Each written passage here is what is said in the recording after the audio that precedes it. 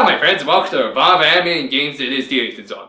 Well, with Ultra Despair Girls getting its US release, I thought it'd only be appropriate that I make this little video to celebrate the occasion. Yeah, I've made no secret that I love this game series, and I'm looking forward to where it's heading next. But before we get there, we may as well reflect on the characters that made this series what it is. For the most part, I love the characters in these games. There are a few exceptions, but that's a discussion for another day. For today, we're going to be talking about my favorite characters that have appeared in the series so far. Ahead of time, I'll mention I haven't read the Danganronpa Zero light novels. If they do get a North American release, I do intend to pick them up, but for the time being, there's already a lot to choose from within just the first 3 games. My criteria for this list will focus on how much I like the character's personality and their contribution to the story. Though, if they're a character from 1 or 2 who provides a special skill that can be used during the class trials, I will take it into consideration, but it won't be nearly as important as those first 2 attributes. Though, in order to do a proper analysis, I will also have to provide spoilers for pretty much all of these characters. So, if you haven't done so already, I suggest going out and pick up these games. I mean, you can at least go out and pick up the first 2 games. I won't be getting into Ultra Despair Girl characters until the next part of this video, so you have time to play this one at least. For now though, let's talk about my top 20 Danganronpa characters.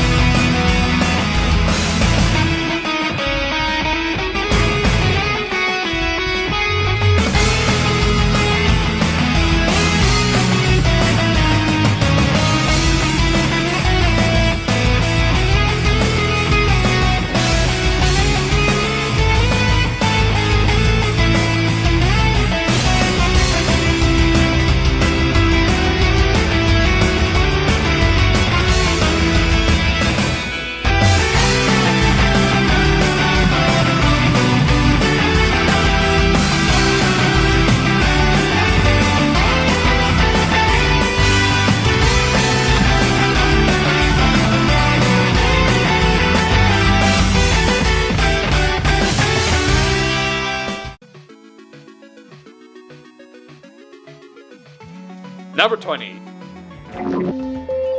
Kyoko Psychology, the ultimate traditional dancer from Danganronpa 2. Starting off this list, we have the token loli of the group. Too bad, despite her appearance and being voiced by Pinkie Pie's Japanese voice actress in the original audio, her personality is anything but cutesy. To put it simply, she's a little brat who pretty much bullies around most of the cast with the exception of Mahiro, who she looks up to as a big sister figure. From the beginning I thought she was kind of annoying and didn't bother to try and befriend her and get her class trial skill. Though honestly, Pivot Turn is a useful skill as it gets rid of all the dummy panels during the closing argument. Though personally I kind of liked having dummy panels as it gave that little minigame a bit more of a challenge. So then why is she on my list to begin with? Well, to be honest, I kind of warmed up to some of her quips, like her pointing out that Beacon can come off overly fanservice-y, or how everyone on the island is a bit of a weirdo.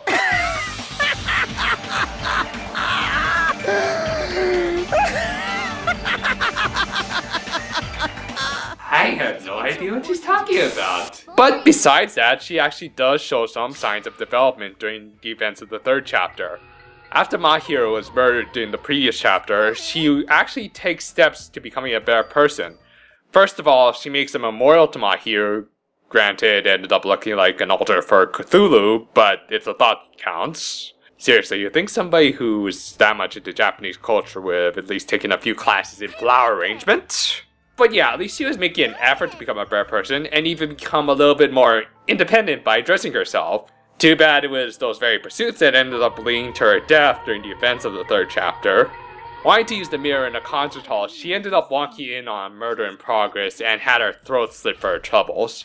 As nasty as she was, she didn't deserve to die the way she did, and just when she was starting to become a better person, so she does get serious sympathy points from me. Kyoko, you were a little bit of a brat, but hey, at least you're starting to become a better person. Too bad you decided to become a better person in the world of Danganronpa. You're really kind-hearted. Well, in your case, I guess that's a good thing. Number 19. Chihiro Fujisaki, the ultimate programmer from Danganronpa 1. Oh boy, here comes the character that launched about 1001 discussions on Tumblr. Look, I'm not into talking about gender politics. All I know is that before his untimely demise, Chihiro wanted to work to become more manly. Therefore, I will refer to him as a male. Anyway, gender aside, Chihiro was kind of a cute little critter. The reason he chose to wear a dress is because he was often teased for having a very unmanly physique. So he figured as long as he made everyone think he really was a girl, then maybe the bullying would stop. It did, but during the events of the second chapter of this game, he realized he couldn't keep up the act forever, and decided to work towards becoming manlier.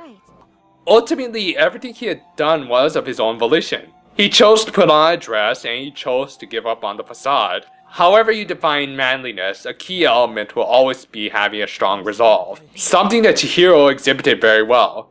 Unfortunately, much like Kyoko, as soon as he tried to improve himself, it ended up with him being killed off. Okay, so self-improvement in the Danganronpa universe is the ultimate death flag. Got it.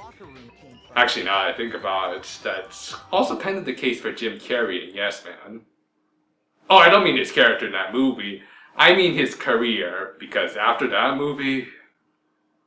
yeah.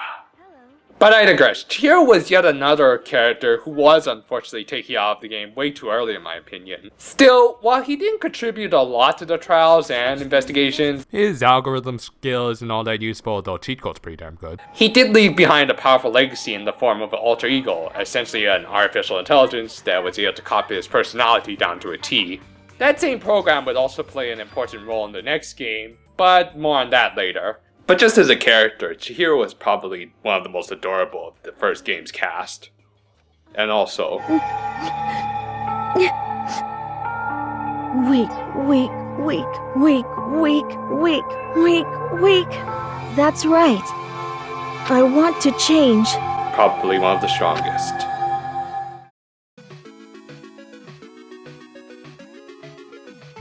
Number 18. Mikan Sumiki, the ultimate nurse from Danganronpa 2. I'll admit, I kind of rolled my eyes when I first saw this character. She's pretty much a textbook example of a super moe shy anime girl. Granted, I didn't hate her or anything. In fact, she really helped out in the first two trials by providing the autopsies for both of the murder victims. And she also provided a very useful skill, silent massage. An essential skill if you want to use focus a lot during the trials, which I do because I find it both very useful. Still, all that alone did sell me on her stock character traits. And then the third chapter happened. Yeah, I realize for some the third chapter was probably what turned off a lot of people to Mikan, but honestly, I thought it made her a much more interesting character. During the events of the third chapter, 3 of her classmates had contracted a disease that essentially messed with their personalities in varying ways, like turning them into a chronic liar or making them as gullible as Elmer Fudd. And while trying to nurse them back to health, she herself caught the disease. But instead of altering her personality, it actually reawoke one of her old personalities. What did I do?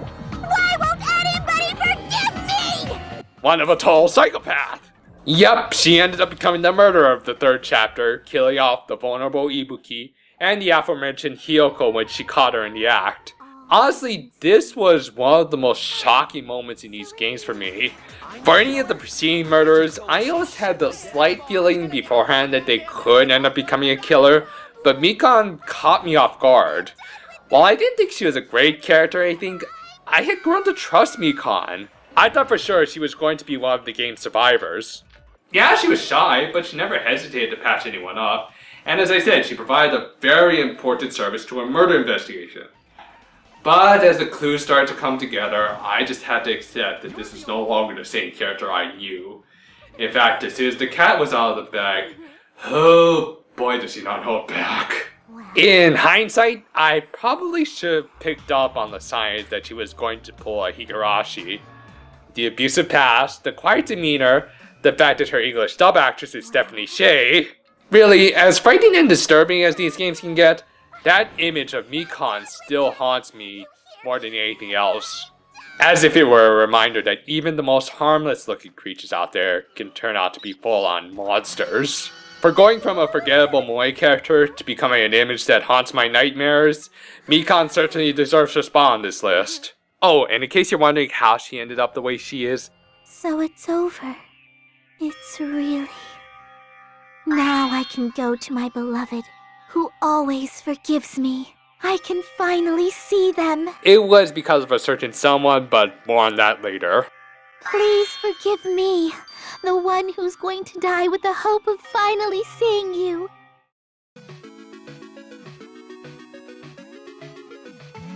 Number 17. Celestia Ludenberg, the ultimate gambler from Danganronpa 1. Alright, confession time. I like rolled hair, twin tails, and goth lollies. Combine it all together and you get one of my favorite character designs in these games. That, combined with her refined nature, made Celeste a character that I wanted to befriend as soon as possible in the first game, and sure enough, she provides some of the better skills to have in the early parts of that game.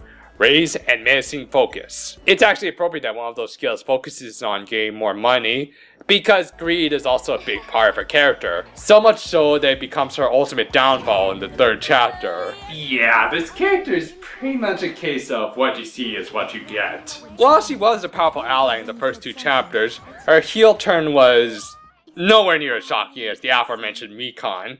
Though, to her credit, her plan was pretty darn devious. Basically, she got herself an accomplice, had him commit a murder, then had him frame up another student for the murder, and then later she herself killed that same accomplice. Granted, as the player, it was pretty damn obvious that the suspicious little girl in black was the killer, hence why she's lower on this list, but she did still set up a rather intriguing little puzzle to solve. I mentioned in a previous video that I loved Celestia's English dub, especially during the trial where she kept on going in and out of her fake French accent whenever she got really upset. You claim that I was lying when I told you about the suspicious person I saw. What did you just say? To think you'd take your false accusation so far, I don't know whether to laugh or spit! Come on! Though, I'm not sure if she's trying to flip the bird here or if she's just trying to show off her nice armoring.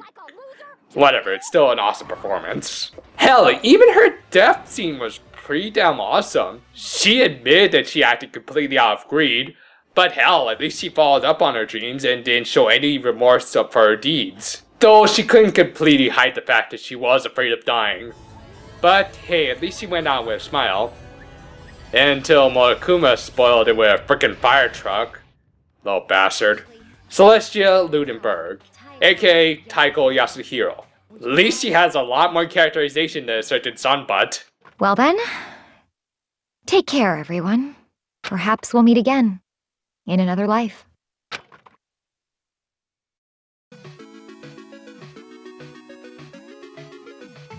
Number 16. Kazuichi Soda, the ultimate mechanic from Danganronpa 2. Aside from the yellow jumpsuit, I was able to relate with this guy really quickly. From a young age, I was really into technology, so I could really relate with the Soda Man's fascination with anything that's shiny and has at least a few buttons on it. Throughout the game, he acts as the tech support, much like the aforementioned Chihiro, though he's more about making gadgets than writing computer programs. And he was probably one of the characters who was able to exhibit his talent the most, showing that he could build all kinds of useful gadgets from scratch no less, and repair any sort of machinery that would be useful during the investigations. On top of that, he was just a fun guy. He, along with the main character, would often play the straight man to the insanity events of the game, and also would often have the most hilarious reactions. Though you gotta admit, you'd probably have these very same reactions if you were stuck in a similar situation.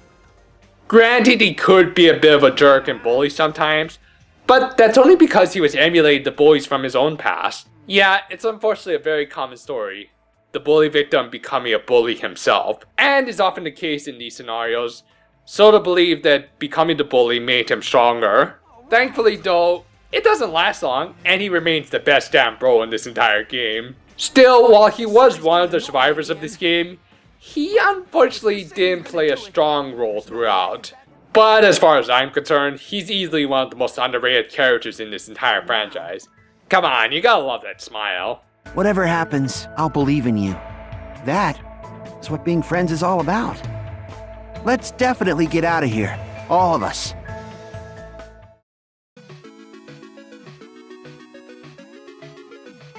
Number 15.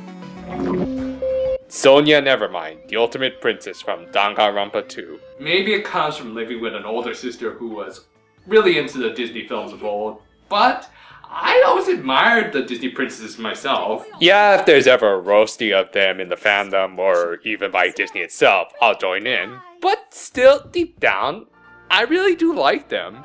Maybe it's because they represent nobility and kindness that I think either gender should really strive for. And while some of the early princesses were your typical damsels in distress, later ones certainly did prove their worth. Something that I think Sonya can do pretty well herself. While she is generally polite and friendly, she can be quite assertive, almost to bitchy levels. But even when she's turning down Kazuichi, at least she's doing it in a polite tone. She reminds me a lot of Castor from Fate Extra, which is always a good thing. And aside from the core main characters, Sonya seems to be the one who actually takes a lot of initiative during the trials and investigations, especially in the 2nd and 5th chapters where she provides some very important clues. This is probably due to our fascination with the occult and serial killers.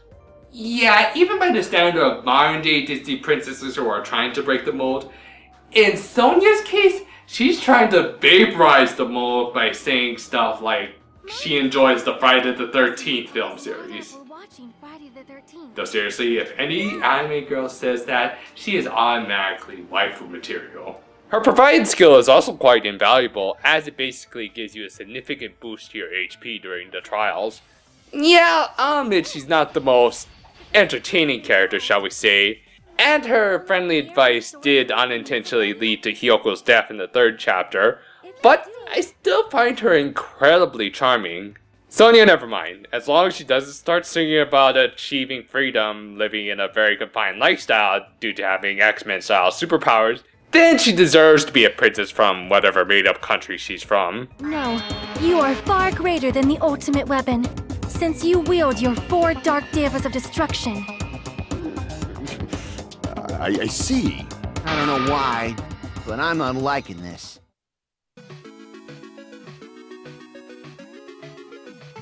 Number 14. Makoto Naegi, the ultimate lucky student from Danganronpa 1. Yep, I'm putting the main character of the first game fairly low on this list.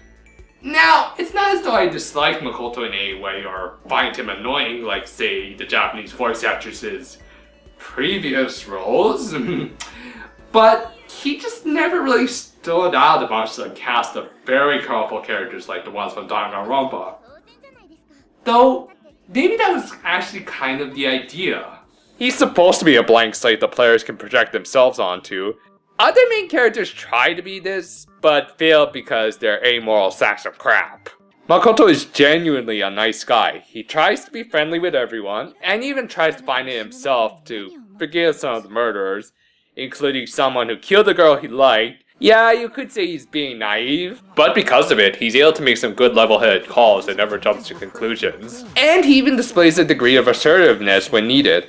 Seriously, don't you wish more protagonists would say this to a bad guy? Even though he doesn't have any skills that are better than any of his classmates, there's actually a detective in this game who's a lot better than him. He still keeps a good amount of autism that eventually leads him to becoming the ultimate hope. Makoto Naegi, as long as he doesn't start screaming about his daddy issues, then he's a good protagonist in my books. I refuse to give up. I refuse to get bored. I refuse to throw it all away. I refuse to despair. Because all I have going for me is the desire to keep moving forward.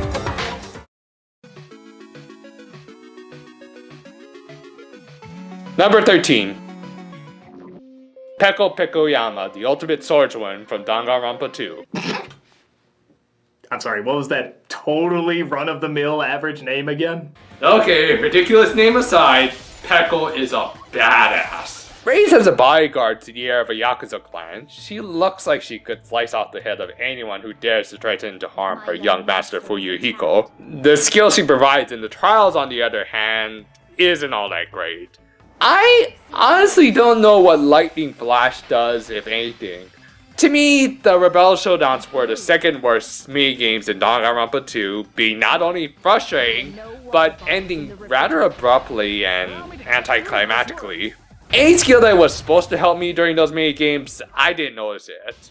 The interesting fact about our Japanese voice actress, Kotono Mitsuishi, she was actually handpicked by the creator, as there was a scene in the second trial where she would put on a mask of a magical girl with blonde hair and a tiara on her forehead. Sound familiar in any way? Yeah, Mitsuishi voiced Sailor Moon, but I think she put on a much better reprisal of that role here than in Crystal. Though that bit of meta humor isn't why she's on this list. During the second chapter, Fujisaki was planning on killing Mahiro after learning about her involvement in her sister's murder. However, before Fujisaki could go through it, Peko came in and committed the murder herself, knowing that if he had become the killer, there was a chance that he would be found guilty and executed by Monokuma. From there, no matter who got pinned as the murderer, whether she herself was busted or they wrongfully accused Kyoko, she was planning on naming Fujisaki the true killer, as she was nothing more than his tool in her words. With that, he would be declared the winner of the death game and be able to leave the island alive, while she and the others would be executed. So, not only was she willing to die for her master, but she was also willing to be regarded as nothing more than a killing tool. That is really sad. As if to say her life has no meaning unless her master is alive and well. Fujisaki himself refused to accept this notion, as he regarded her as more than just a simple tool. As a result, she was executed by Monokuma, but not before he literally pulled some strings to make it so that she would unintentionally slash at her own master's eye. In her final moments, she was left with the regret that she had harmed her beloved master. Peko's story is one of tragic irony. Everything she did to protect him ended up hurting him even more. Peko, you weren't simply a tool. You were very much human. Thank you. Thank you for making me remember that which is most important to me.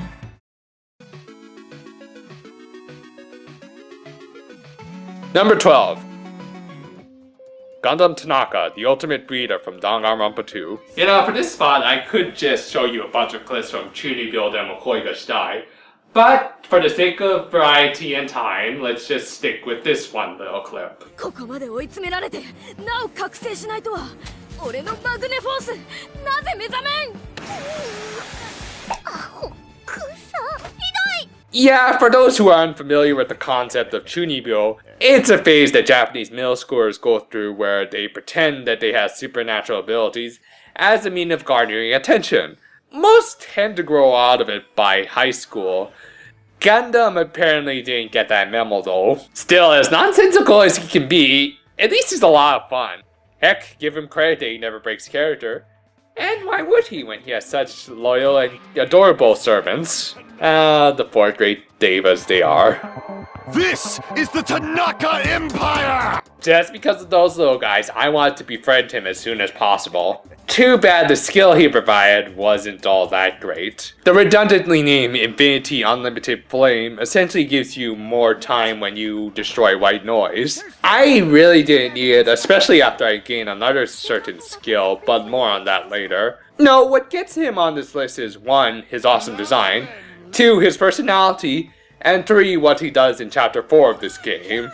As a means of instigating another murder, Monokuma trapped everyone in a funhouse with no food or water, demanding that they perform another class trial if they wanted out.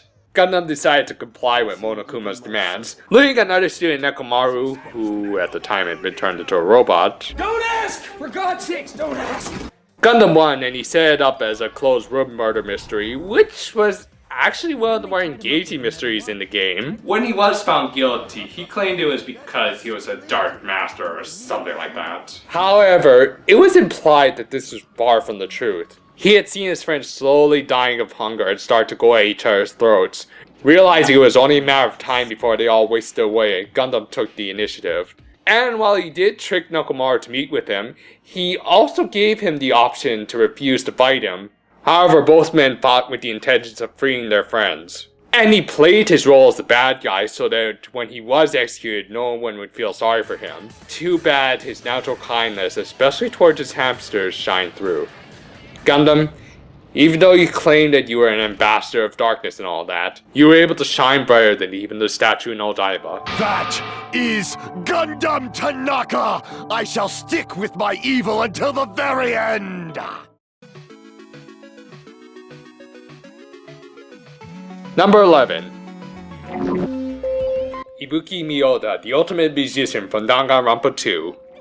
Oh boy, I know I'm gonna get a lot of flack for not putting this character in the top 10. Look, I actually do personally want to put her higher, as there's a lot I really like about Ibuki. First of all, her design is fantastic. Aesthetically, I think she has the best design in the entire series. Second, her Japanese voice actress is one that I've endlessly gushed over, so yeah, I don't think I need to say any more about Ami Koshimizu. Except that she's still really awesome, but yeah. Third, she's just plain fun.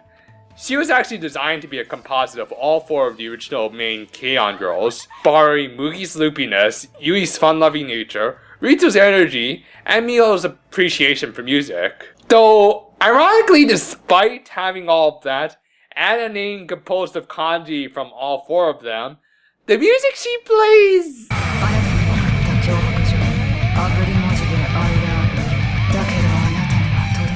is more like Sao-chan's during her rebellious age. But yeah, she's also the source of a ton of great comedy from either people's reaction to her music, or just her own reactions. Still, personal feelings aside, I can't really put her that much higher on this list.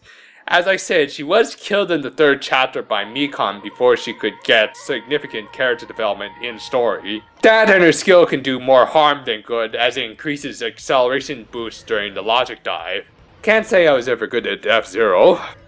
That said, I can at least put her in the 11th position because she does get development during the free time events. The moments in which she discusses her passion for music and her views on the importance of group dynamic are some of the more subtly profound moments in these games. Yeah, despite how loud and bombastic she can be, Ibuki can be surprisingly deep.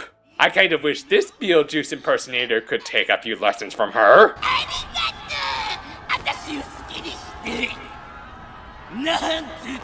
Shut up. So yeah, more than anyone else, I wish Ibuki had survived Danganronpa 2. But even with only 2.5 chapters, she and her music left quite an impression. So, no matter what happens from this point forward, never ever give up. It's a promise. Well, I think I've taken off of your guys' time for one day. I'll be back next time with the second half of this list as soon as I can get the necessary materials together. Until then, though. Hey, I've been looking for this. Huh. I could have sworn I already looked in this bag. Oh well, I guess I'll go put you back with all of your other friends. Still, I wonder where this thing's been this entire time. Don't worry, I'm taking good care of it. Oh really? Gee, thank you. You ever get that feeling like you're being watched? Yeah, right.